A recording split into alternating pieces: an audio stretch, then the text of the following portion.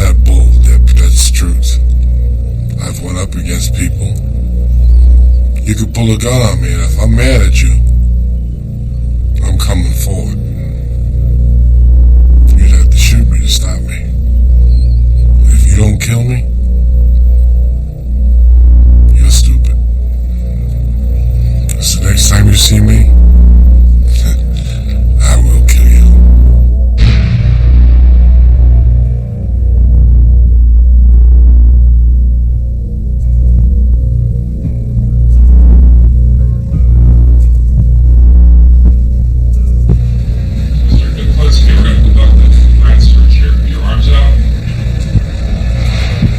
In 1991, Richard Kuklinski, a contract killer known as the Iceman, was interviewed by HBO for an America Undercover special.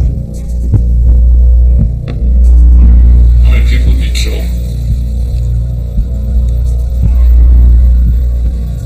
I have an approximate guess.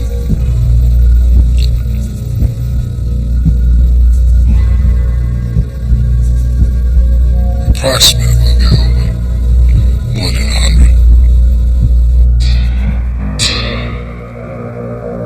After a lifetime of killing for hire, Kuklinski was finally caught by an undercover ATF agent wearing a hidden wire. You willing to go on a contract?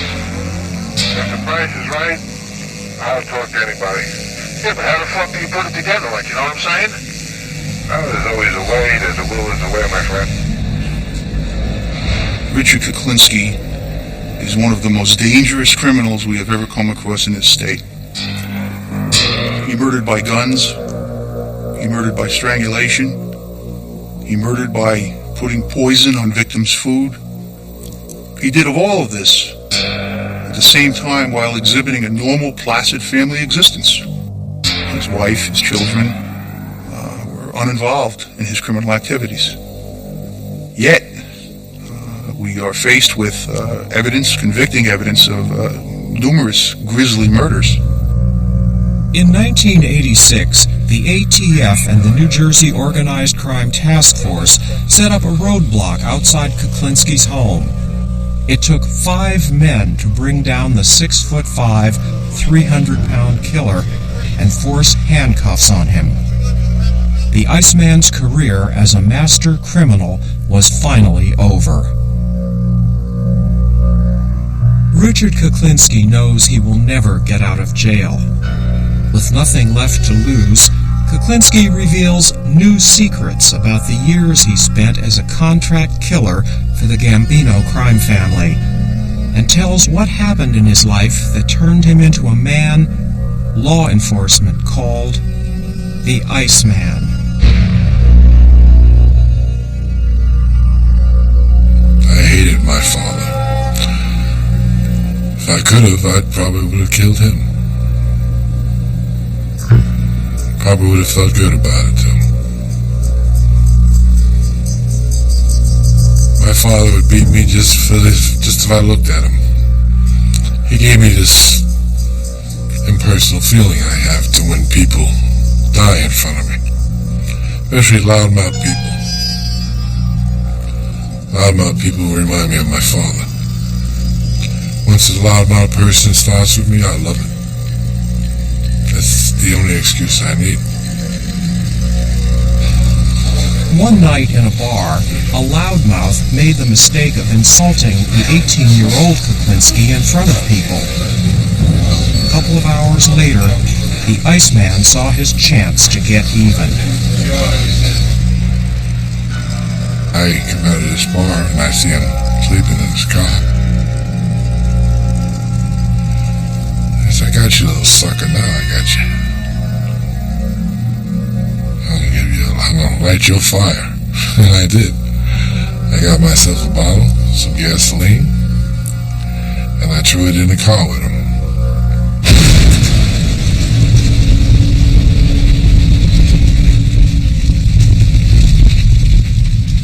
And he was screaming and yelling and burning, and the car burned. And I could smell him walked down the block and I could hear him as I turned the corner. He was still yelling.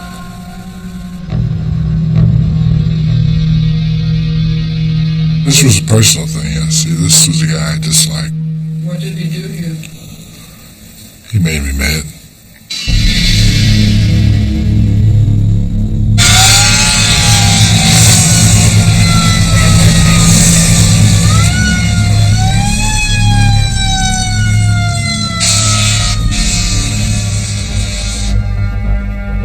By the age of 25, Richard Kuklinski had no problem with murder. But now he wanted to get paid for it. There was money in contract killing. To prove himself, he auditioned for Mafia capo Roy DeMeo. Said, well, I would expect you to, if you came with me, I'd expect you to, if I told you to whack somebody, you'd whack them. Without any question. So I said, well, I could probably do that. He says, you probably could do it, or could you do it? Do you think you could do it? And I said, yeah, I think I could do it. So he told Freddie to get the car, got the car, he and I got in the back seat, Freddie was driving. We drove someplace, I don't know where it was someplace in New York. And we were sitting there for a while. We got to where we were going. We were sitting there for a while, and a man came in the distance. He was walking his dog, it looked like. So he said, all right, take this guy down. I said, which guy are we talking about here? So he says, the man walking the dog. So I got out of the car and I started walking towards the man. The man was walking his dog just like a regular guy. As he passed me, I turned around and shouted.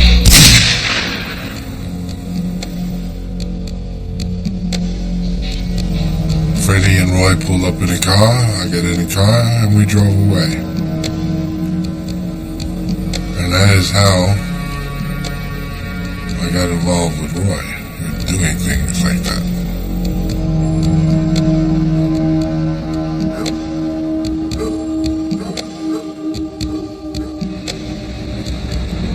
Roy DeMeo's hangout was the Gemini Lounge in Brooklyn, New York. It was a house of horrors where over 100 people were murdered, chopped up, and disposed of by DeMeo and his gang of lethal contract killers.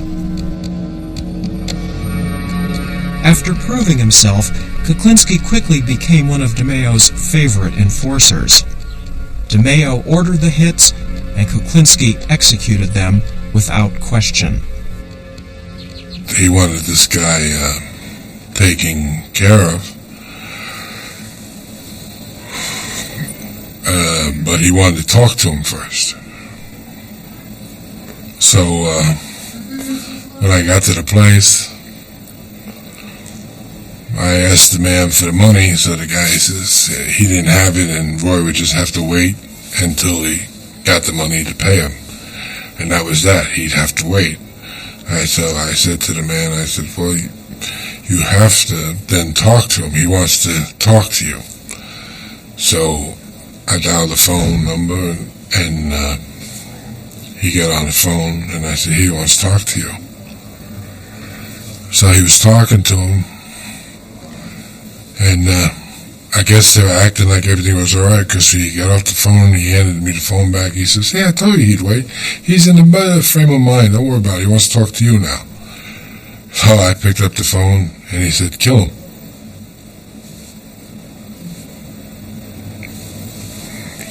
So I shot him. Hung up the phone and walked away.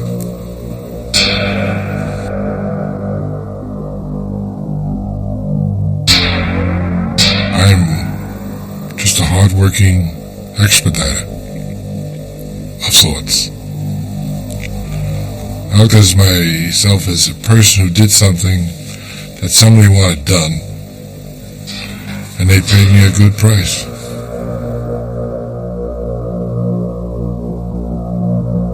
In the early 80s, the Gambinos were feeling the heat of an intense investigation, which reached as high as their boss, Paul Castellano. As the pressure from law enforcement grew, the family began to worry about potential witnesses. One in particular presented a major problem. His name was Peter Calabro.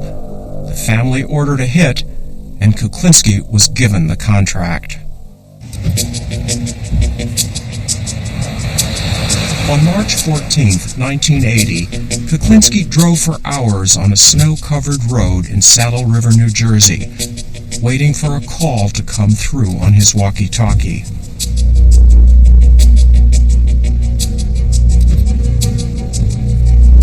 I get a call that they're on their way. So now they're coming. And it's snowing. The roads are very bad. A lot of snow, slipping and sliding. And I was in a van. So what I figured is, at the last moment I had a different plan, but at the last moment I decided, well, I'm going to double park this thing. This will give me the edge because this will make him have only one way to come by, and that's he has to come right by this van.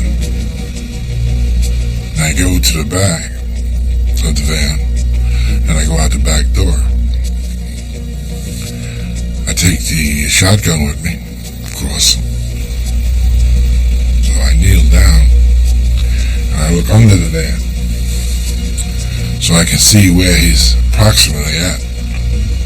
And so I watch him come up to where he's almost in the front of the van, and I stood up. And as he's going by the van, I fired.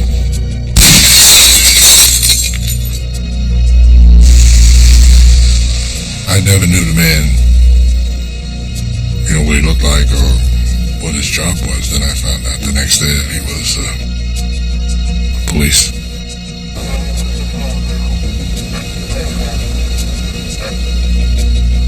But had I been told to do him anyway, and I knew he was the police, I most likely would have done it anyway. I don't think I would have said no. Kuklinski had killed a cop who had gone bad, selling information to the Gambinos. A cop who was eliminated before he could turn state's witness. For Kuklinski, contracts like the Calabro murder were strictly business. They gave him the money he needed for his family. The Iceman was leading a double life. He lived on a quiet street in Bergen County, New Jersey, surrounded by neighbors who had no idea they were living next door to a Mafia hitman. He was determined that no one, not even his own family, would ever find out who he really was. I never questioned him, and you just knew, don't do it, don't ask. If he got up at 2 o'clock in the morning or during dinner and put on his shoes and walked out the door, you said bye. You didn't say, where are you going or why are you going? And it was just understood that that's the way it was. I was the happiest when I was with Barbara. Never involved in anything I ever did. Never told her anything I did. If I did, I probably would have shocked the pants off her. She knew I had a violent temper, and I did have a violent temper. But I don't think she thought I would go as far as I did go.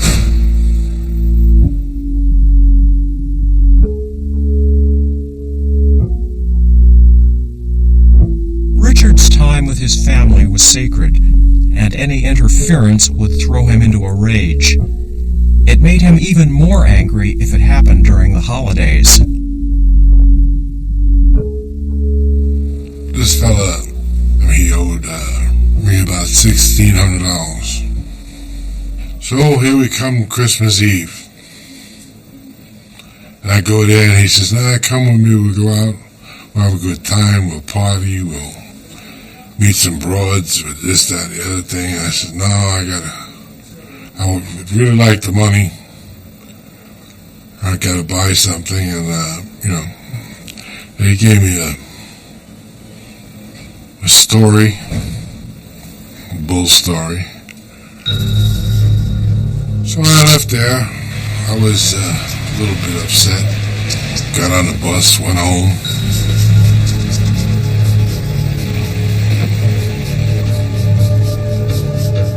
I was putting the toys together for the kids, and this thing was really bugging me. It was annoying me. It was just making my whole disposition bad. Though it just occurred to me, this bullshit. It was Christmas Eve, after midnight. His family was sleeping. Kuklinski got in his car and drove to New York City. I went to the bar. They told me he just left and he was parked a couple of blocks down in the parking lot. I believe the parking lot was closed, but he was parked in there. I saw his car. His car was running, but it had snow on it.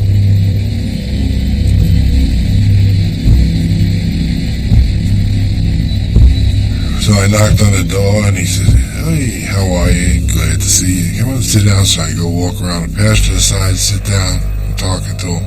I said, look, I really need the money. I says, it's not right. You just been playing me like a fool here. I had this pistol in my hand, and he just was annoying me to no end with his babbling. And he was just going on and on. And I fired. And I couldn't see a damn thing because there was snow on the windows. And when that flash went off, I just had spots before my eyes. My ears were ringing because the noise inside the car when the gun went off. Couldn't hear, couldn't see. Then I panicked, because now I don't know what's going on. Anyway, I had caught the guy in the temple, and as he moved back, the second shot caught him in under the chin. Only about the time I could see, I reached in the man's pocket, and he had a roll of money. I took my $1,600 off him, put the rest of the money that was his in his pocket, got out of the car, and walked away. And that's what happened one Christmas Eve in New York City.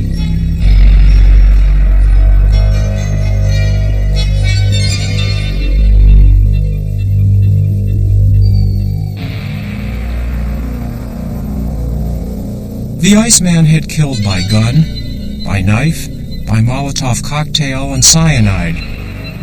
But he also liked to experiment. Crossbows, I just popped the guy in the forehead with it. Actually, it was just seeing if it would work. What was he doing at the time? Looking at me? Well, was he sitting down, or were you standing over him? Or? No, he actually bent down to look in the car window like I was asking him directions. I didn't know the man.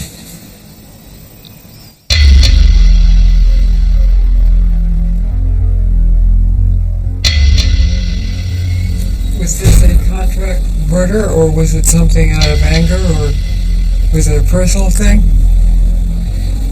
Neither. What was it? I just wanted to see if this thing would work. You mean you're experimenting on somebody? Right. Did it work? It sure did. Went halfway into his end. Kuklinski was always looking for new ways to get away with murder. In the 80s, a man who was nicknamed Mr. Softy teamed up with Kuklinski. This harmless-looking ice cream vendor was in reality an Army-trained demolitions expert who was a violent and vicious killer. Mr. Softy was an individual by the name of Robert Prongay. He used to operate a Mr. Softy truck. That's why he got the name Mr. Softy. He became friendly with Kuklinski, very friendly with him. And it is our opinion that friendship led to Richard Kuklinski learning a lot about killing with different types of chemicals, including cyanide.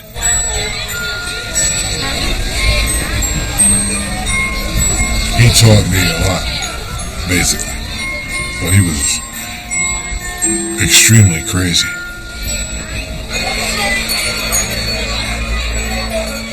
But he would read all kinds of books on destruction and all kinds of ways to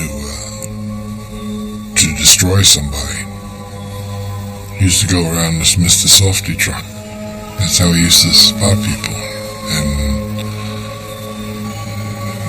get the outlay of the land, where they were in easy ways. And sometimes he'd do it right from the truck. And he sold ice cream? Yes, he did. Sold Mr. Softy. He had one of those Mr. Softy trucks. Did you ever see them? That's what he sold. And he sold ice cream to the little kids in the neighborhood? Yes, he did. And that's what he did. He'd go into these neighborhoods and sell ice cream to the kids and maybe kill one of their fathers.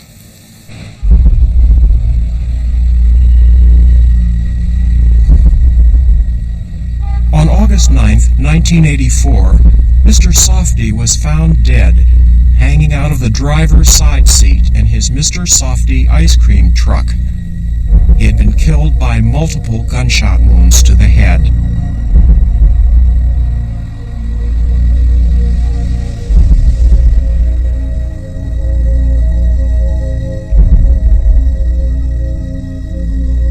I think Kuklinski killed him because he used him for his information. He used him for his knowledge.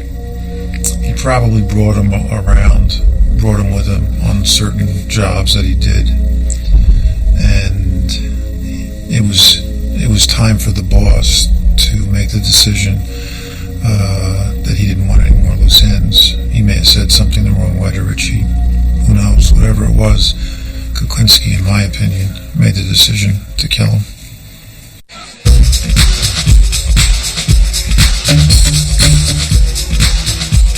After Prongay's murder, Kuklinski was hired for a dangerous contract no one else would touch. It was here in a crowded discotheque that the cyanide killing techniques learned from Mr. Softy paid off. Couldn't get to this person. He was in a disco. So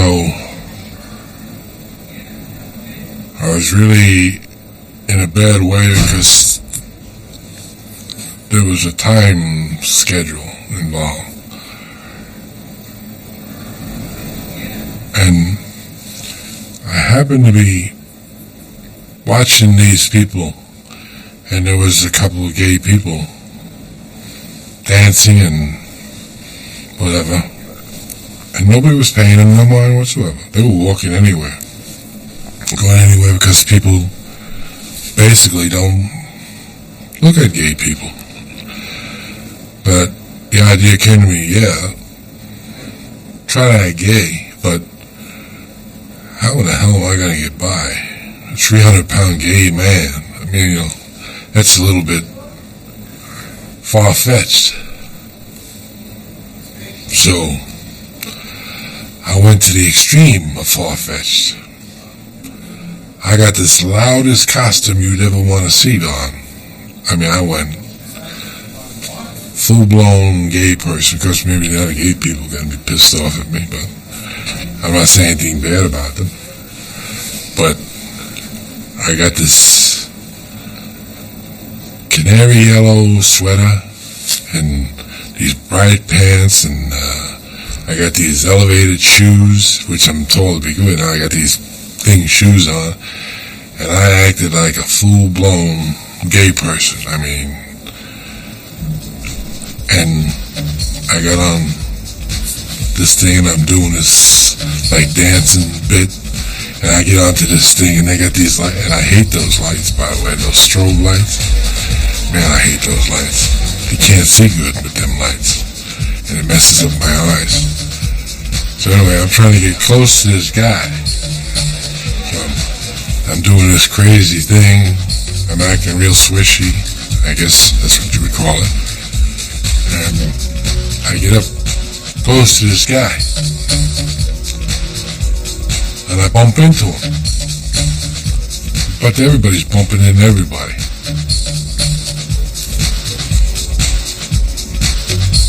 And he had a heart attack.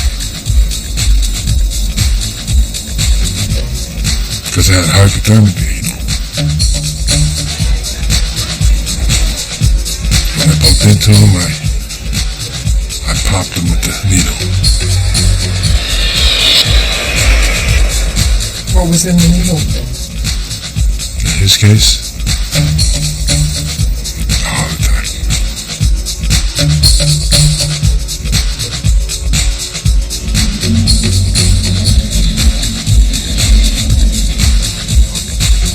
There was no doubt that Richard Kuklinski was a stone-cold killer, and most people thought that's why he was called the Iceman. But law enforcement had another reason for pinning this name on him. They called him the Iceman because, to confuse the time of death, he would take his victims and put them in a freezer for long periods of time. One such victim was a man named Louis Masgay. He did too good a job on this body. After leaving the body in a freezer for over 2 years, he then took the body out and dumped it where it was found before it had thawed out. So when the medical examiner does the autopsy and opens the body up, he finds ice inside the body on a warm summer's day. The medical examiner says, "There's something wrong here. This guy couldn't have died in the past few days." After the discovery of the half-frozen body of Louis Masgay, the noose began to tighten around Kuklinski and his boss, Roy DeMeo. Under pressure from law enforcement, DeMeo began to act erratically, and the family felt he was about to crack and testify against them. There was no question in their minds he had to go. In 1983, DeMeo's body was found in the trunk of a car. He had been shot 5 times and had been dead a week. There were some who thought Kuklinski might be responsible. Do you know anything about his murder? DeMeo? Yeah. He outlived his usefulness. And he was running the wrong way. Apparently everybody thought he was going to run to the law.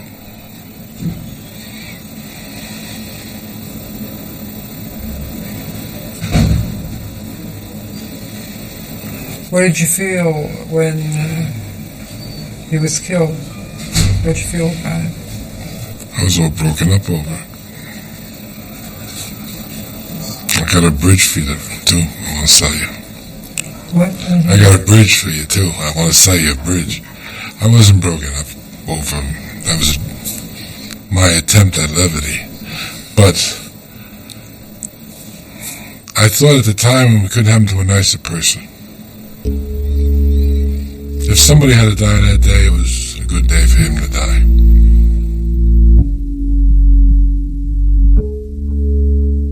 Over the next 3 years, the New Jersey Organized Crime Task Force concentrated on closing in on Kuklinski. When Kuklinski began to feel cornered, he started eliminating anyone who could implicate him in his criminal activities. If he called you friend, you had a problem. Yesterday's friend soon became tomorrow's enemy. One of those friends turned enemy was a man who had been Kuklinski's partner. His name was George Maliband. Georgie boy. Yeah. Liked him. Actually, yeah, really liked him. One of the few people I ever really liked. But Maliband had developed some bad habits. He racked up thousands of dollars in gambling debts to loan sharks. Kuklinski had vouched for him and told Maliband he'd better pay up. Then Maliband made a fatal mistake. He told Kuklinski that if he didn't back off, he would hurt his family. Which really struck a nerve with me. It upset me, but I was trying not to get upset with it at that time.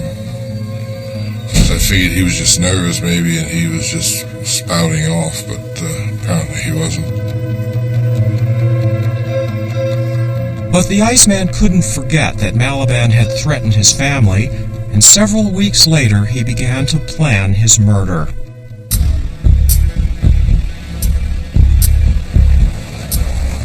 We got in the van, and asked George, "You really sincere with the fact that you had hurt my family and to get back at me?" And he said, "That's the only way I could get you. I could get over on you, or get you to do what I wanted you to do, is to hurt your family." I said, "But that's a stupid thing to say, George." I said, "Knowing how badly or how sincere I am about my family, I said, for you to say something like that, you must realize you're going to make me mad." He said, "No, you won't be mad." He said, "Because you'd be afraid that something would happen to your family." I said, "Well, you're very wrong about that, George." I said, "Because I'm going to put a stop to that. As a matter of fact, I'm going to put a stop to that right now." And I shot him 5 times. I could see him entering, because he was right here. He was sitting in the van, I'm in the driver's seat, Georgie boy was over here. In the next seat, which was, just like that. And I went pop, pop, pop. And then I went pop, pop. And I could see the material moving on his jacket as these things. Actually, they made little marks on it, on the jacket. I guess they were burn marks. So. Kuklinski's favorite way of disposing of bodies was putting them in barrels, but with a 6-foot, 300-pound George Maliband, it wasn't easy. So when I got him in, I had a problem with one leg. A hell of a problem with the leg, I'll tell you. No matter what I did, I couldn't get that leg in there. So I had to cut it. And put the top on. And I drove down to Jersey City, where I dumped him.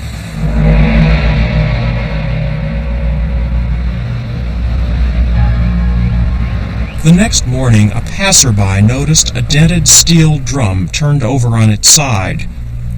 When he walked over to get a closer look, he saw a pair of legs, one of them bloody and hacked. The body was George Maliband. Police knew Kuklinski was the last person to see him alive. The New Jersey Organized Crime Task Force now had just one mission: to gather the evidence to arrest and convict Richard Kuklinski.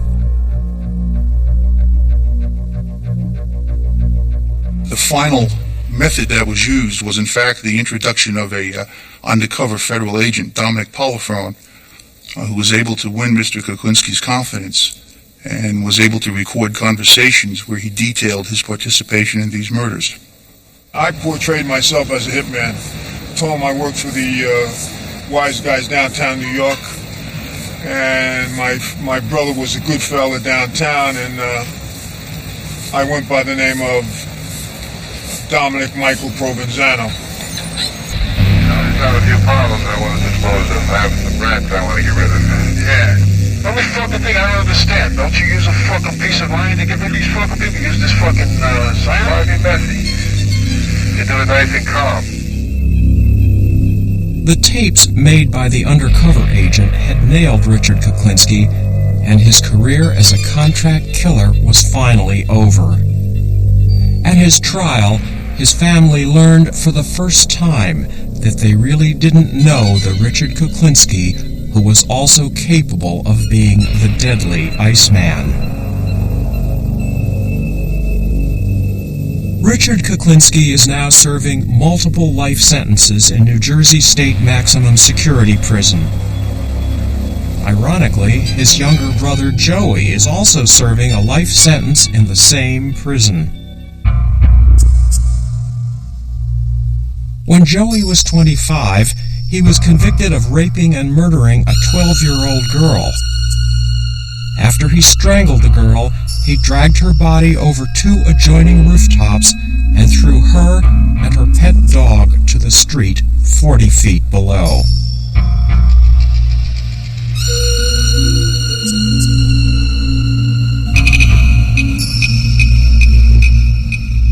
Want to talk about your brother, or? What do you want to talk about? There's nothing to talk about. Because we never brought up your brother in the first show. Well, you want to talk about him? We'll talk about him. He's been here for 25, 7 years, something like that. He's been here a long time. 25 years, I think. Don't hold me to that exactly, but I'm pretty sure it's pretty close. And he's here for murder. Yes. What happened? How old was he when? He was a young man. He was in his 20s, I believe. And what went wrong in his case? Do you think he still was a product also of, what you went through? Become the same father. Do you see him, Richard? I pass him. What do you say? Just hello and keep on walking? How you doing, Joe?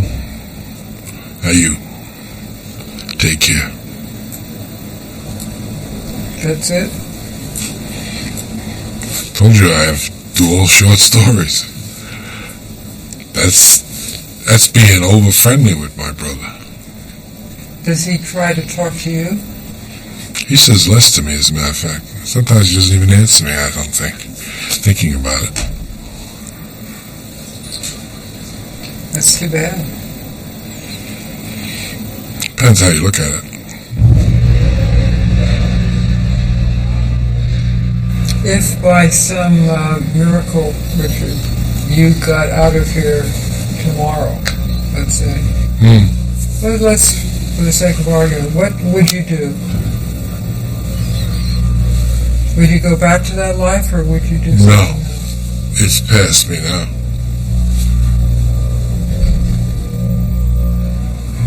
After 10 years without violence, I don't really look forward to violence anymore. I don't even think I could play the game anymore. Probably get myself shot the first time out. I wouldn't do it anyway. I'd look to retire in a nice quiet place someplace. No banging doors, no people yelling and screaming. Somewhere if I wanted to think, I could just sit there and think.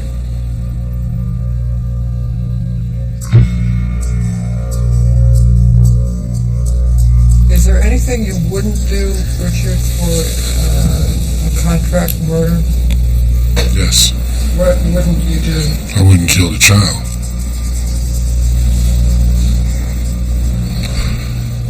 And most likely wouldn't kill a woman.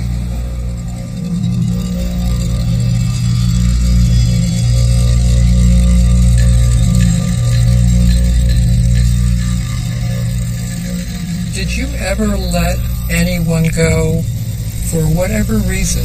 Did you ever decide to let someone go? Yes.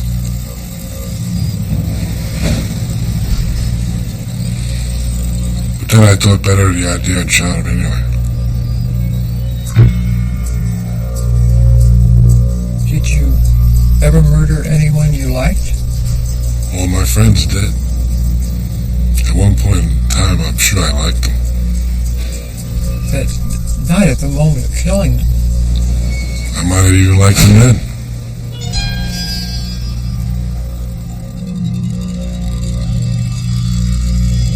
Honor among thieves? There's no such thing. You see, because I was put in prison by a man I knew 30 years. And I liked him. Big mistake. I had one friend too many. I'm now serving multi-life sentence because of my one friend. And he's the only friend I didn't kill.